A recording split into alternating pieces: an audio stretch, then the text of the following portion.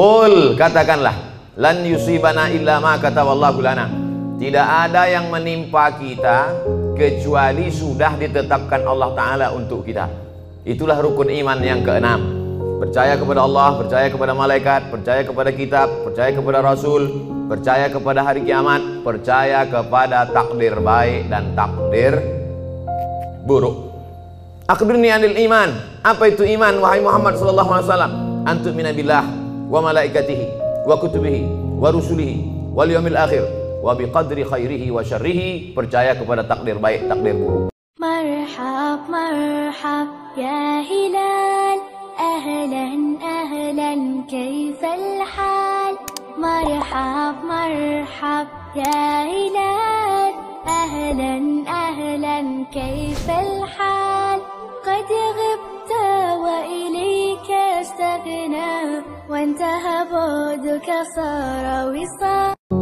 Cara dan jalan lain kecuali berserah diri kepada Allah Subhanahu wa Ta'ala. Kita diajarkan Nabi Muhammad SAW, mau ada COVID walaupun tak ada COVID, keluar dari mulut kita itu sama, la haula wala quwata illa billah. Jadi kita diajarkan itu bukan sejak ada COVID ini saja.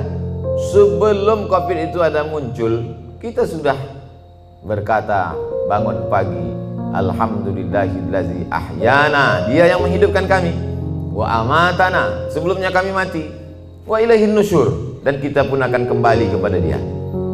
Ini menghadapi COVID ini, manusia ini terbagi dua, Eka dan Eki, ekstrim kanan, ekstrim kiri. Yang ekstrim kiri tak ada COVID itu, malah ditantangnya, mana COVID itu biar kunyah-kunyah. Yang satu lagi pula amat sangat ketakutan COVID, semua dicuci, semua cuci, waalaikumsalam, semua cuci tangan, sampai saking seringnya cuci tangan sampai nampak contekan waktu SD dulu. Ada yang mengirim gambarnya ke saya. Oleh sebab itu kita ahlu sunnah wal jamaah berpegang wa kadzalika ja'alnakum ummatan wasata, kami jadikan kalian ini umat yang pertengahan, tidak terlalu berani kepada COVID karena dia memang penyakit, dia virus, benda itu memang ada. Virus ini ada dari dulu, virus flu, influenza, sampai sekarang belum hilang, maka banyak orang kena influenza. Virus penyakit kuman malaria sampai sekarang masih ada. Jadi yang namanya virus, kuman, bakteri, penyakit itu ada yang mati, ada yang tak mati. Jadi kemarin kebetulan saya ceramah di rumah sakit, ketemu sama dokter. Kata Pak Dokter, Ustadz Somad, itu sebetulnya kalau kita cuci tangan itu membunuh bakteri. Kalau kita cuci tangan pakai hand sanitizer, pakai sabun, itu membunuh bakteri, Ustadz. Adapun virus tak mati, kata dia. Saya tak pula saya tanya apa beda virus sama bakteri. Nampak kali bodoh kita kan? Masa profesor nanya? Ya, diam aja, saya angguk-anggukkan aja. Jadi Ustadz Somad, itu virus itu cara mematikannya bukan dengan cuci tangan, Pak Ustadz. Saya diam aja, saya dengar terus. Cara mematikannya itu jangan kasih dia makan. Makanan virus itu gula. Maka kalau tak ada gula, mati dia. Jadi bagaimana cara membunuhnya? Kata dia, banyak-banyak puasa sunat. Memanglah itu ajaran Nabi Muhammad SAW. Jadi kalau orang yang faham hikmah di balik ini, maka sesungguhnya dia tahu bahwa Nabi Muhammad SAW itu tidak hanya mengajarkan kita doa, tak hanya mengajarkan baca yasin, tahlilan, takziah. Bukan hanya itu, bahkan sampai ke virus, bakteri, pandemi, wabah abad 21 pun sudah diajarkan Nabi sejak 14 abad yang silam. Apa kata Nabi? Idza sami'tum bihi, kalau kau dengar ada suatu wabah terjadi di suatu negeri, la taqdimu ilaihim, jangan kalian datang ke situ. Kalau ada suatu wabah terjadi, sudah ditetapkan bahwa negeri itu zona merah, zona hitam, jangan kau datang ke sana. Wa idza waqa'tum bihi, kalau di kampung halamanmu terjadi suatu wabah pandemi, la takhruju firaran minhu. Kalau kau dengar ada suatu wabah terjadi di suatu negeri, jangan kau datang ke sana. Dan kalau kau berada di suatu negeri terjadi wabah di situ, jangan kau keluar dari kampungmu. Itulah yang dikenal orang sekarang dengan istilah PSBB, lockdown. social distancing.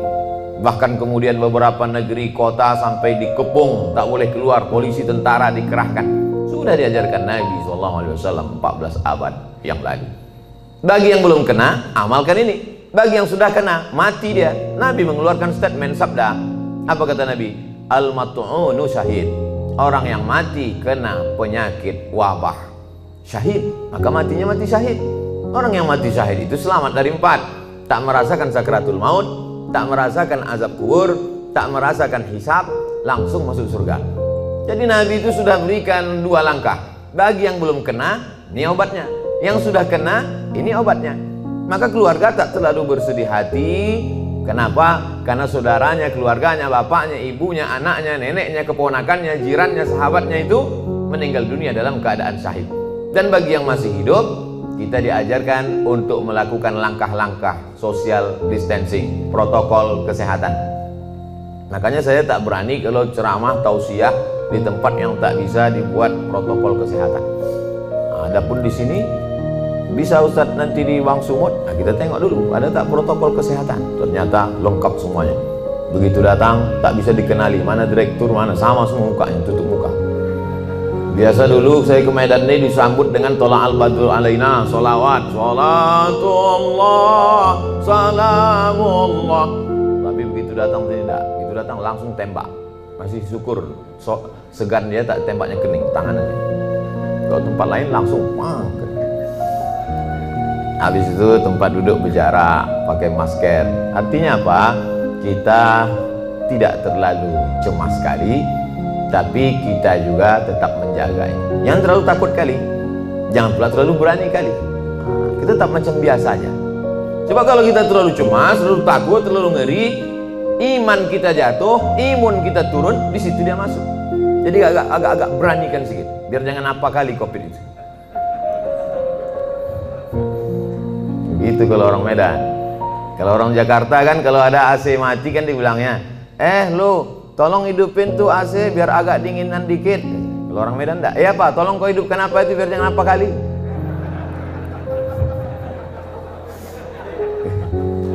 Bapak Ibu yang dimuliakan Allah Subhanahu wa taala. Qul, katakanlah, lan yusibana illa ma kataballahu lana. Tidak ada yang menimpa kita kecuali sudah ditetapkan Allah Ta'ala untuk kita. Itulah rukun iman yang ke-6. Percaya kepada Allah, percaya kepada malaikat, percaya kepada kitab, percaya kepada Rasul, percaya kepada hari kiamat, percaya kepada takdir baik dan takdir buruk. Akhbirni anil iman. Apa itu iman, wahai Muhammad sallallahu alaihi wasallam? Antu'mina billah wa malaikatihi wa kutubihi wa rusulihi wal yawmil akhir wa biqadri khairihi wa syarrihi. Percaya kepada takdir baik, takdir buruk. Tapi ini masalah takdir ini kita mesti dalam menyikapi takdir kita ada al-kasbu wal ikhtiar, ada usaha.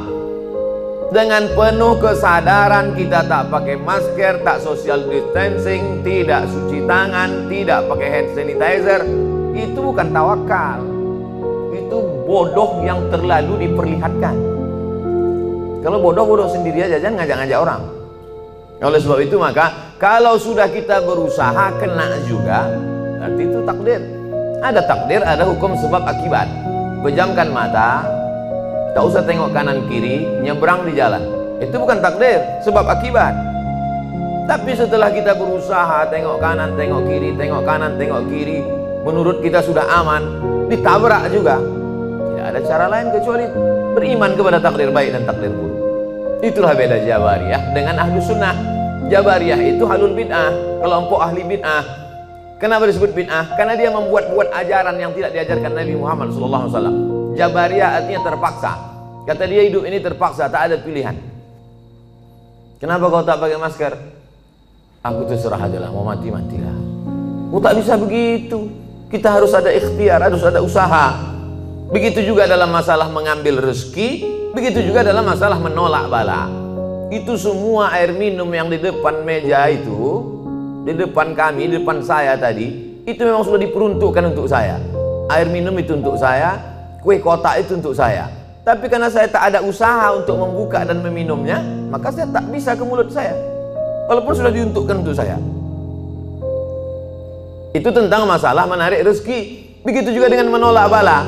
Kalau tidak ada usaha ikhtiar dari kita, bawa sepeda motor kerja, dikunci stangnya, habis itu beli pula gembok, kunci ban depan, habis itu rantainya digembok pula, kemudian ban belakang itu ikatkan ke pohon pinang. Pas pulang sore, diambil pencuri itu sama pokok-pokok pinangnya sekalian. Maka itu takdir. Itu takdir namanya. Beriman kepada takdir baik, takdir buruk. Tapi orangnya cengengesan, lalu kemudian tak tentu arah, entah bagaimana ceritanya, otaknya tak fokus, mau berangkat ditinggalkannya kunci situ, naik dia ke atas, asik nelpon, iya betul, kiki, tinggal kunci. Habis itu turun ke bawah, lapor sama security, Pak security, motor saya tinggal hilang. Gimana keadaannya? Tadi saya tinggalkan kunci. Ah, mampuslah kau, kata dia. Kenapa? Berarti kurang usaha, tak ada ikhtiar. Itu yang diajarkan Nabi Muhammad SAW. Jadi ke suatu ketika seorang sahabat masuk ke dalam Masjid Nabawi. Ditanyanya Nabi, ya Rasulullah, itu ontaku di luar belum kutambatkan. Aqiluha wa atawakal au utliquha wa atawakal. Ku lepaskan aja begitu baru aku tawakal, atau ku tambatkan dulu ke pokok kurma baru bertawakal. Kata Nabi, kau ikatkan dulu, kau tambatkan dulu baru kau bertawakal. Sebetulnya itu pikiran sederhana saja. Cuman sahabat ini mau ngetes cemana sebetulnya ajaran Islam ini. Apakah perlu usaha atau tawakal saja? Kata Nabi, kau tambatkan dulu, kau ikatkan dulu, kau yakinkan dulu dia tak lari. Setelah itu barulah kau tawakal kepada Allah. Begitu dalam masalah mencari rezeki, begitu juga dalam masalah menolak bala. Wa iyyamsaskallahu bidurrim fala kashifa lahu illahu. Kalau kau ditimpa suatu musibah, penyakit, kehilangan, kebakaran, tumpur, hilang, bangkrut, tidak ada yang bisa menyingkapkannya kecuali Allah. Wa yuridka bi khairin fala radda li fadlih. Tapi kalau Allah mau ngasih kau rezeki, mau menaikkan jabatanmu, maka tak pula ada yang bisa menolaknya. Itulah makanya setiap subuh kita katakan raditu billahi rabba. Aku ridha menerima segala sesuatunya. Hanya saja kadang orang kita ini salah pasang. Kalau ada terjadi sesuatu musibah terjadi, dia katakan ikhlas ya, ikhlaskan aja. Sebetulnya yang tepat itu bukan ikhlas, ridha. Ridha menerima ketetapan Allah Subhanahu wa taala. Ridha itu bahasa kitanya apa? Ridha itu artinya plong, berlapang dada. Seperti ridhonya orang mati dimandikan oleh orang yang memandikan jenazah. Begitulah ridha kita kepada takdir ketetapan Allah. Sebagaimana orang mati dimandikan. Ibu, bapak pernah mendengar orang mati waktu dikorek hidungnya melawan dia? Yang kau cucuk-cucuk hidung gitu? Tak ada. Terserahlah, mau kalian cucuk hidungku, telingaku, terserah. Makanya waktu kita masih hidup ini baik-baik sama orang. Nanti balik dari sini cari di RT RW itu siapa yang memandikan jenazah, baik-baik sama dia. Kalau kita sombong-sombong sekarang, pas kita mati nanti disemprotnya pakai dorsmir. Apalagi Bank Sumut ada program santunan, santuni mereka. Memandikan jenazah, orang yang menguburkan, orang yang supir ambulan. Mati kita, supir ambulan tuh baik sama kita, pelan-pelan dibuatnya, lari-lari 20. Coba kalau kita sombong angku, dibuatnya 120, rantuk-antuk kepala kau di belakang. Nyawa baru tercabut, sakitnya belum hilang, lempang. Baru kau tahankan dulu, sombong kali kau kan, kata dia. Oleh sebab itu maka ini semua adalah bagaimana kita menyikapi hidup. Hidup ini dari dulu sampai sekarang begini-gini aja. Dari sejak zaman Nabi Adam sampai Adam Smith, hidup ini begini-gini aja.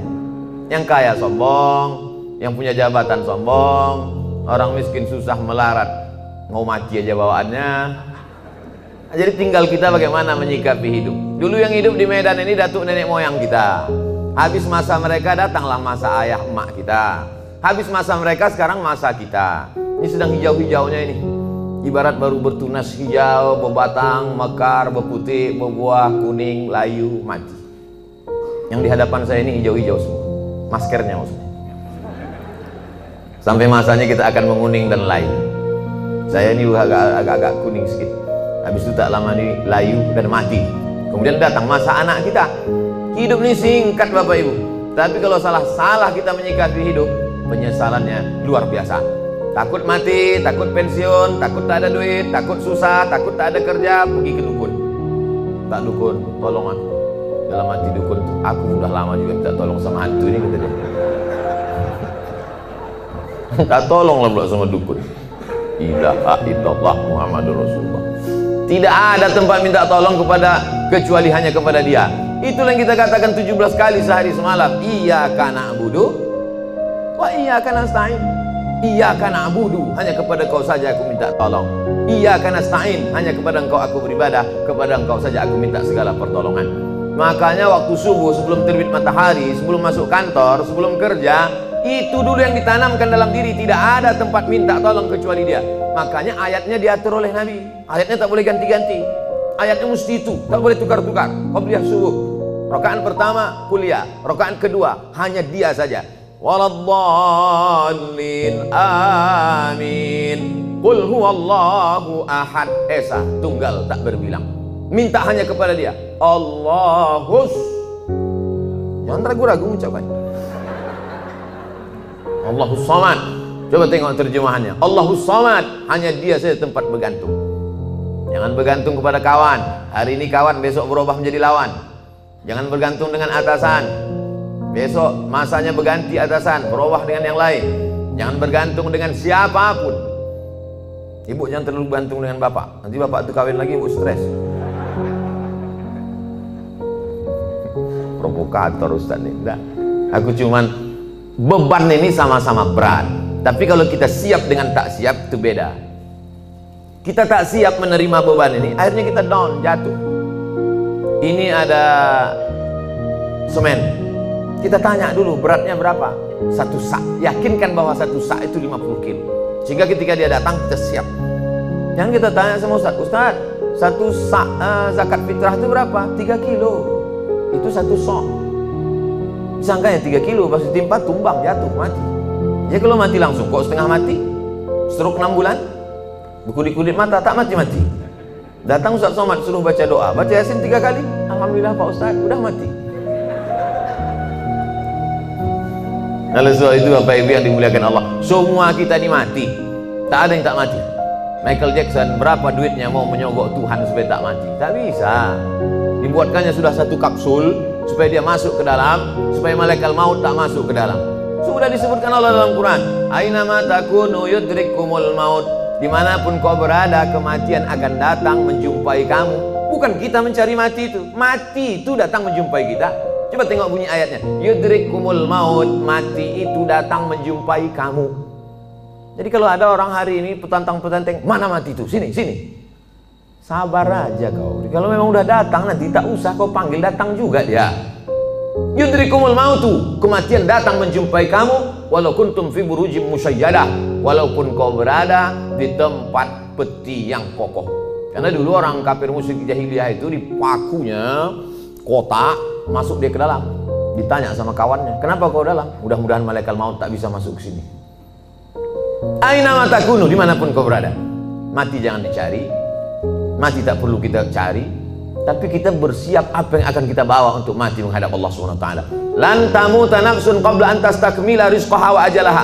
Orang tidak akan mati sebelum 2 penuh. Rezekinya penuh, ajalnya penuh. Asal sudah penuh, jalan. Kita ini macam truk. Selama belum penuh, berhenti dia. Asal sudah penuh, jalan. Abdul Somad belum penuh lagi. Bapak-bapak di depan sama ibu ini pun nampaknya belum lagi. Asal sudah penuh.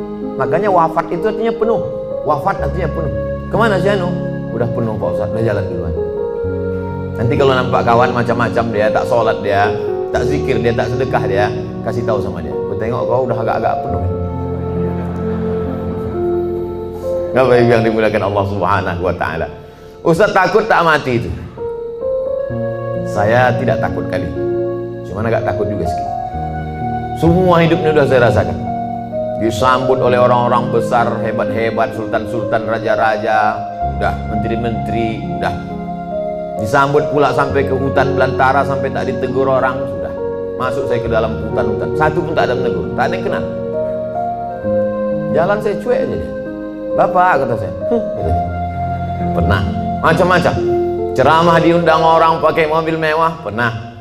Ceramah diundang pakai mobil sayur, pernah juga.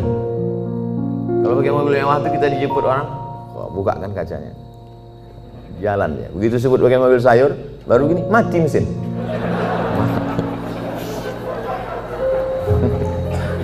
Macam-macam hidupnya sudah. Dikurung orang dalam kamar, dicabutkannya pedang panah. Mana itu Abdul Somad, anti kebinekaan, mau kubunuh dia, mana katanya. Barangnya luar biasa. 3 bulan sesudah itu dikirimkan video, dikerangkeng dalam penjara. Mampus kau, kata saya. Tapi nggak kuat-kuat kali dalam hati aja. Macam-macam hidup ini sudah. Detail sudah, LC sudah, MA sudah, doktor sudah, profesor sudah. Tinggal satu lagi, almarhum. Nah, oleh sebab itu mati ini, dulu saya berpikir bahwa mati itu 63 tahun, mesti macam umur Nabi Muhammad SAW. Ternyata kawan-kawan, saya pejamkan mata, si Anu kawan kuliah saya meninggal, si Anu kawan saya dulu SMA meninggal, si Pulan kawan saya dulu sama-sama SD, sama-sama cabut kami, sama-sama mandi di sungai, meninggal. Jadi kita kalau nengok orang meninggal itu jangan tengok yang tua-tua. Itu kekeliruan kita. Nengok orang meninggal yang ubannya banyak, sehingga habis itu kita nengok di kaca, ah masih 3, masih lama lagi. Malaikat maut menengok orang mati itu, mencabut nyawa itu tidak menengok ubannya. Berapa banyak orang yang beruban tak mati-mati? KPU, kepala penuh uban. Mau nanti waktu sebelum diupload dibuang nih, tersinggung KPU dituntutnya berasa. Saudara yang dimuliakan Allah Subhanahu wa taala, oleh sebab itu maka bagaimana kita menjalani hidup ini, yang masa lalu sudah lewat, yang masa akan datang kita tak tahu, maka kita jalani yang masa sekarang, bagaimana kita melangkah ke depan. Maka bangun pagi, bangkitkan semangat. Aku hari ini masih diberi Allah kehidupan, langkahkan kaki, berangkat ke tempat kerja. Bismillahirrahmanirrahim. La haula wala quwata illa billah. Tetap bawa STNK BPKB. Pula macam la haula wala quwata, langsung lampu merah tak pandang lagi. Tangkap semua polisi. Kenapa kau tak ikut patroli lalu lintas? La haula wala quwata illa billah. Bukan kau aja yang dengar pengajian Ustaz Somad, aku penonton juga, kata Pak Polisi. Macam kau aja yang pengajian gitu. Oleh sebab itu maka setelah kita berangkat di tempat kerja itu serius kita. Kenapa? Karena kita mencari rezeki yang halal untuk makan, keluarga, anak, sekolah. Mudah-mudahan anak-anak kita ini menjadi anak yang soleh dan solihah. Berdoa dia tengah malam waktu kita mati.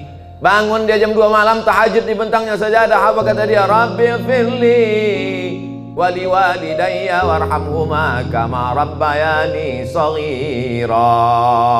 Mengalir ke makam kita macam tetesan embun di tengah gurun pasir yang panas. Lapang alam barzah kita, terang kubur kita. Bagi yang belum punya anak, mudah-mudahan diberikan Allah anak soleh-soleh. Ustaz Somad doakan saya punya anak Pak Ustaz. Insya Allah. Berapa umur kau sudah? 40. Kenapa kau belum punya anak? Belum nikah Pak Ustaz.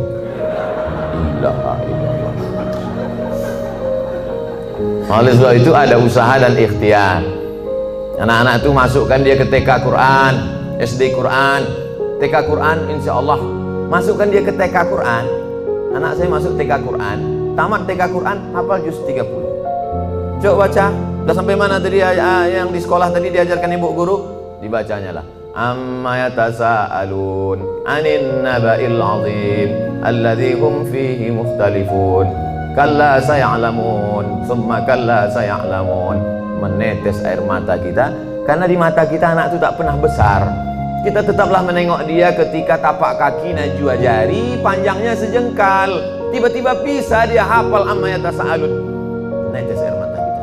Masukkan dia ke TK Quran. Supaya jangan lagu-lagu itu yang dinyanyikannya. Topi saya bulat, bulat topi saya. Kalau tidak bulat, bukan omak saya kan. Usahlah lagi yang nyanyi ini juga lagi. Mulailah TK Quran, lalu kemudian masuk SD Quran. Ada terbuat situ iklan. Masukkan anak anda SD Quran 1 tahun setengah juz, tamat dia 6 tahun 3 juz. TK 1 juz, SD 3 juz, udah 4 juz. Cukuplah itu sudah. Nanti masuk pula SMP Quran. Aku tak tahan anak di pesantren Pak Ustaz. Paham saya, orang Medan tak bisa berpisah dengan anak rindu. Anak pagi mau makan lontong sayur, ayam penyet, ayam patah, ayam mati. Tak tahan masukkan ke pesantren, masukkan boarding school. Pagi sebelum berangkat kerja, letakkan dia. Belajar kau di sini ya nak. Letakkan dia jam 7 pagi. Kita pun berangkatlah lanjut. Jam 8 sampai karena macet dan macamnya. Lalu nanti sore pulang jam 4, jam 5 jemput dia balik ke rumah. Tahan Pak Ustadz boarding school, antarkan dia ke sana. Cari ini. Ada di daerah Tembung, ada di daerah Kutalim Baru. Dulu tempat saya sekolah di Darul Arafah. Ada pula di daerah banyak keliling Medan ini. Masukkan dia, sebulan sekali jenguk. Saya Pak Ustadz tak tahan, anak saya ini 3 kali sehari saya jenguk. Makan pagi, makan siang, makan malam. Memanglah berat berpisah. Sayang sama anak ini bukan kita letakkan di celak ketiak. Sayang sama dia, kita tinggalkan dia demi masa depan dia. Siapa yang bisa menjamin, menjaga dia? Siapa yang bisa diantara bapak ibu ini menjaga anak-anak kita bebas dari narkoba, bebas dari sabu, bebas dari cabut? Siapa yang bisa menjamin anak-anak kita ini cabut? Tak ada yang bisa menjamin. Kita pun dulu cabut. Saya dulu sekolah di Sisingamaraja, Unifa, Muallimin. Pernah juga cabut ke Delhi Plaza, ke Medan Plaza. Makanya waktu lewat di Medan ini saya cari manalah tempat cabut dulu, hilang udah semua. Pernah, cuma tak sering-sering kali. Saya sebetulnya tak jahat, kawan-kawannya aja. Begitu hebatnya pengaruh kawan terhadap anak-anak kita. Dan kita tak bisa kontrol kawan dia, karena pergaulan ini luar biasa. Itu mempengaruhi pola pikir. Tapi kalau kita tinggalkan dari pondok pesantren, maka insya Allah benteng terakhir. Bapak ibunya sudah selamat insya Allah. Tapi ini generasi kita ini kalau tidak kita selamatkan, kita carikan dia rezeki yang halal.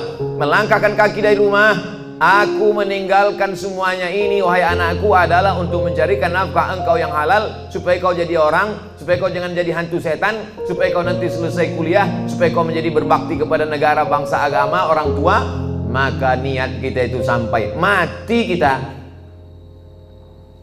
Man mata duna malihi fahuwa syahid. Siapa yang mati mempertahankan harga dirinya, harta bendanya, maka matinya mati syahid, kata Nabi SAW. Dalam mencari nafkah ini pergi, capek, keluar kota, segala macam, meninggal dunia, maka matinya tetap mati syahid. Syahid itu tidak hanya orang yang berjuang fisabilillah di Palestina, tidak, tapi orang yang mencari harta yang halal. Oleh sebab itu tetap semangat. Ini banyak orang yang memisahkan diri. Kalau di masjid semangat, kalau sedang umroh semangat, pas di kantor lesu, letoy, loyo, lunglai, mau mati. Pas ada gajian baru semangat. Apa ini? Hancurlah negara nih kalau semangat kita ini hilang. Ada pula orang memahami agama itu hanya untuk mati saja.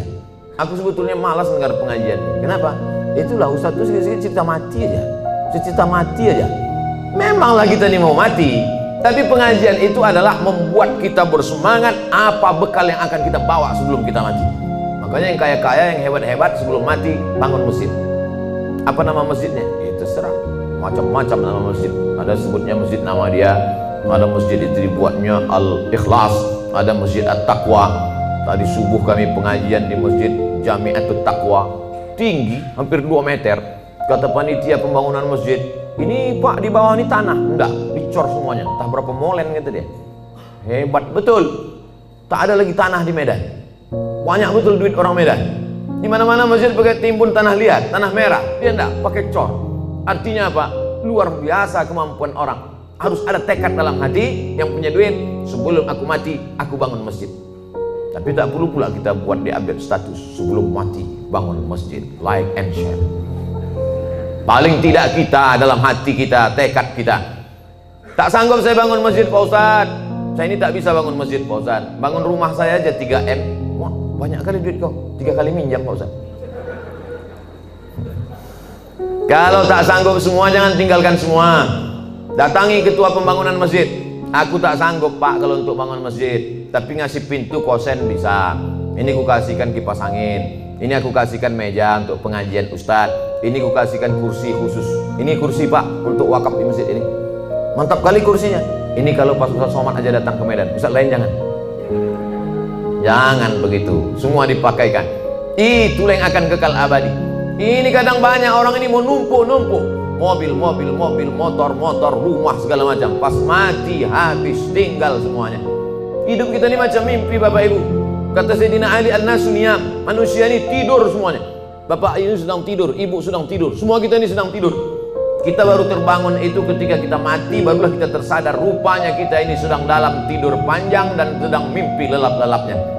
Ada yang sedang mimpi jadi ustadz terkenal, ada yang sedang mimpi jadi pengacara, ada yang sedang mimpi jadi bankir, ada yang sedang mimpi macam-macam mimpinya, ada yang sedang mimpi selingkuh.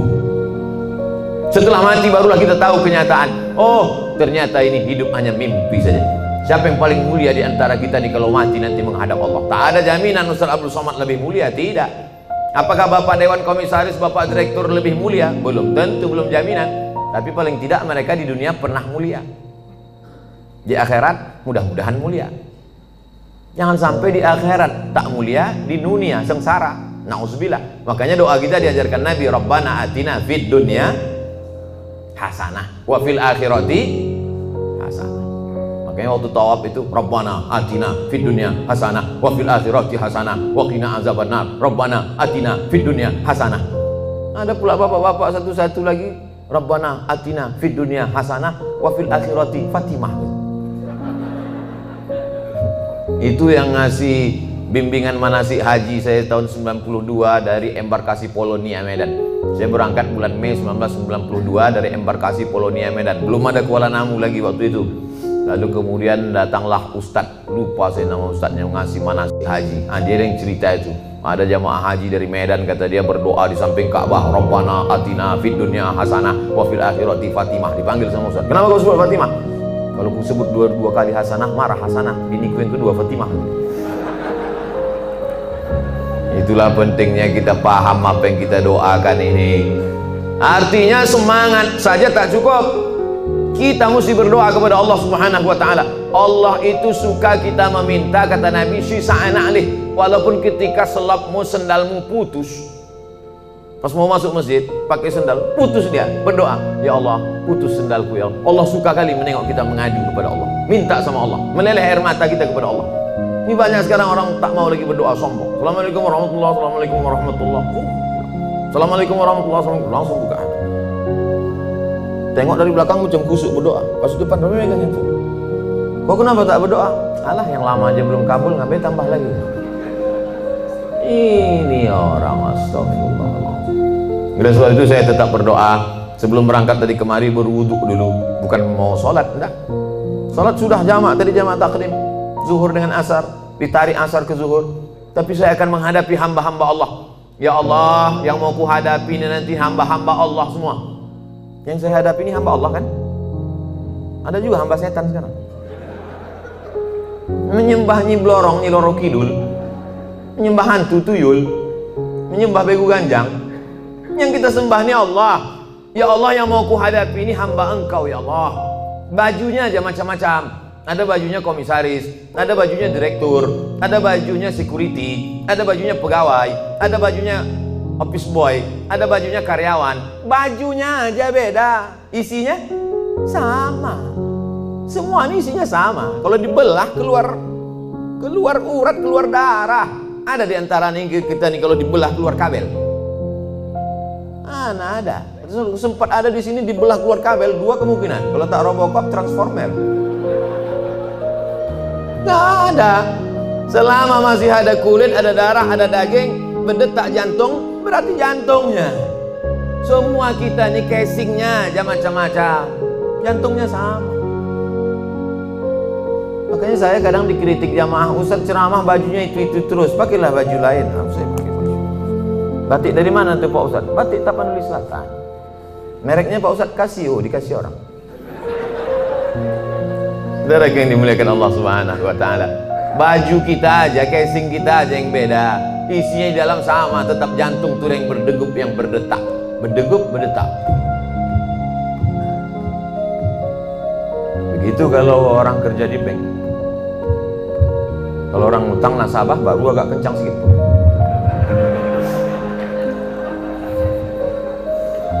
Ini kan yang di depan saya ini banyak-banyak semua duitnya. Tadi pagi, tadi malam kami makan sama Ustaz Somad, orang yang paling banyak duit di Sumatera Utara, inilah dia. Semua duit orang Sumatera Utara dia megang. Masya Allah, tapi duit orang. Apa yang dimuliakan Allah Subhanahu wa taala. Oleh sebab itu maka berpikir kita, apa yang nanti ku bawa setelah aku mati ini. Tadi saya SMS ada salah seorang penulis di Jakarta. Tolong Bapak tuliskan sejarah hidup saya. Aku tak sempat menulis. Baru sebentar menulis 2-3 kata datang telepon. Ustaz bisa tausiah, baru menulis, tak fokus. Tolong kau tuliskan sejarah hidupku. Kalau bisa yang inspiratif supaya supaya nanti ketika aku mati anak cucuku membaca, semangat dia menjalani hidup. Mudah-mudahan itu menjadi amal soleh. Siap Pak Ustadz, kami tulis. Nanti kalau udah siap kita adakan bedah buku di Islamic Book Fair di Jakarta. Jangan lupa subscribe, like, and share. Saudara yang dimuliakan Allah Subhanahu wa taala. Jadi apa yang bisa kita tinggalkan setelah kematian? Kami tadi pagi melewati Old Town, kota tua. Wah, bagaimana Medan tahun 1800, 120 tahun yang lalu. Ini gedung ini kota tua ini. 100 tahun yang lalu disitulah orang-orang kaya, disitulah datuk-datuk, disitulah sultan-sultan, disitulah Belanda-Belanda, disitulah orang-orang hebat. Hari ini hanya tinggal sarang laba-laba, rumah tinggal, rumah tua. 100 tahun yang lalu. Begitu juga dengan 100 tahun yang akan datang. Kalau tak kiamat dunia ini, kita hanya tinggal kenangan saja. Yang kaya sekarang akan mati, yang hebat punya jabatan akan menghadap Allah Subhanahu wa taala. Oleh sebab itu, yang pertama, bangkitkan semangat kerja. Anak-anak kita didik, dia pula akan mendidik anak dia akan mendidik cucu cicit dia. Maka kita mati, mereka tetap mengirimkan doa kepada kita. Kalau kita ajarkan doa dikirimnya. Kita ajarkan lagu lah dikirimnya. Meninggal kita, tak pernah kita ajarkan doa. Datanglah dia dengan anaknya, dengan istrinya, dengan menantu kita, semuanya pakai baju hitam semuanya. Baju hitam, celana hitam, kerudung hitam, topi hitam, kacamata hitam. Dibuatnya tulisan, kunjungan Men in Black. Tapi kalau kita ajarkan dia Bismillahirrahmanirrahim, Yasin wal Qur'anil Hakim, innaka laminal mursalin ala siratim mustaqim, tanzilal azizir rahim, iqra'uha ala mautakum. Kalau kamu ziarah, bacakan itu, ziarah kubur. Payah Pak Ustadz, bawa Yasin nih payah. Kan ada Play Store. Tulislah di situ, Quran digital. Enter. Sekarang jangan. Tak ada signal sekarang. Ada Play Store, download Quran digital. Buka surat 36 Yasin, baca. Malam Jumat buka surat yang ke-18, 17 Al-Kahfi, baca Al-Isra, Al-Kahfi, man qara'a surat Al-Kahfi. Paksa-paksakan diri. Kalau menunggu lapang, menunggu luang, tak akan ada waktu lapang, tak akan ada waktu luang. Nantilah Pak Ustadz, udah agak-agak besar anak sedikit, nanti waktu lapang luang baru saya baca Quran. Tak ada. Sempat-sempatkan diri dari sekarang. Ibu-ibu alhamdulillah menyempatkan diri pengajian di wirid Yasin, di daerah perumahan, di daerah ikut. Pengajian-pengajian di kantor ikut. Kau tak ngaji? Nantilah udah anak-anak besar. Anak besar makin sibuk. Kau tak ngaji? Nantilah anak nikah. Anak nikah makin sibuk bercucu. Ibu ini kenapa tak datang lagi? Jaga cucunya Pak Ustaz. Padahal kalau kita mati bukan mau cucu itu ikut. Pernah Bapak Ibu nengok orang meninggal cucunya ikut? Gak ada, paling nangis saja di atas. Nenek gitu. Mau kau masuk? Enggak gitu. Bukan saya mau hasut Bapak Ibu tak sayang sama anak cucu. Silakan sayang, tapi pikirkan kita. Sayang sama dia, masukkan dia pesantren. Sayang sama dia, ajarkan dia baca Quran. Sayang sama dia, suruh dia menghafal Yasin. Yang paling bagus baca Yasin. Kalau tak bisa baca Yasin, baca di bawah Yasin Al-Fatihah. Qul huwallah 11 kali, Qul a'udzu falaq sekali, Qul a'udzu nas sekali. Ziarah kubur. Kemarin saya ziarah ke makam abang saya Pak Ustadz. Cemana Bapak? Lalangnya setinggi tegak Pak Ustadz. Dulu bukan main dia sayang sama anak-anak itu Pak Ustadz. Setinggi tegak lalangnya Pak Ustadz. Itu menunjukkan mereka tak pernah ziarah. Kalau mereka datang, apalah salahnya, apalah susahnya kalau mereka bawakan mesin potong rumput. Padahal dulu waktu hidup almarhum itu dikasihnya rumah, dikasihnya mobil, dikasihnya kebun. Setelah dia meninggal, mesin potong rumput pun tak terbawakan orang itu Pak Ustadz. Jadi Bapak kemarin ziarah ke abang apa Bapak itu segitu tinggi lalang? Iya Pak Ustadz. Berarti selama ini Bapak tak ziarah juga? Saudara kandung pun tak ingat, anak kandung pun tak ingat. Ustadz Somad masih ingat ziarah? Ya, kami jalan darat dari Pekanbaru. Saya sempatkan sampai pula di kisaran jam 10, jam 11 malam. Tetap saya ziarah jam 12 malam. Jam 12 malam ziarah. Tak takut Ustadz sama hantu. Hantu itu takut sama saya. Saya sama hantu. Tuh kata. Kita takuti Ustadz Somad. Tak usah, kita yang takut sama dia. So hebat kali Ustadz Somad. Bapak Ibu yang dimuliakan Allah Subhanahu wa taala, kita bacakan ketika ziarah kubur salam. Ketika lalu kita ucapkan salam, assalamualaikum ya ahlad diyar minal mu'minin wa inna insyaallah bikum lahiqun yarhamullahul mustaqdimin wal mustakhirin nas'alullah lana wa lakumul afiyah. Panjang ternyata salamnya Pak Ustaz. Ya, itu yang diajarkan Nabi. Kami selama ini pendek aja Pak Ustaz. Apa salamnya? Assalamualaikum ya ahlal kubur. Jadilah daripada tidak salam sama sekali. Bagus kalau Bapak Ibu punya duit, buatkan baleho besar. Saya sangka larangan mengucapkan salam ke kubur. Buatkan baleho agak-agak sebesar itu. Saya kira kalau cuma sebesar itu tak sampai 500.000. Bawakan ke baleho, buatkan, tempelkan di daerah-daerah kubur. Kalau ada duit 500.000, buat 5. Berapa ini satu ini Pak?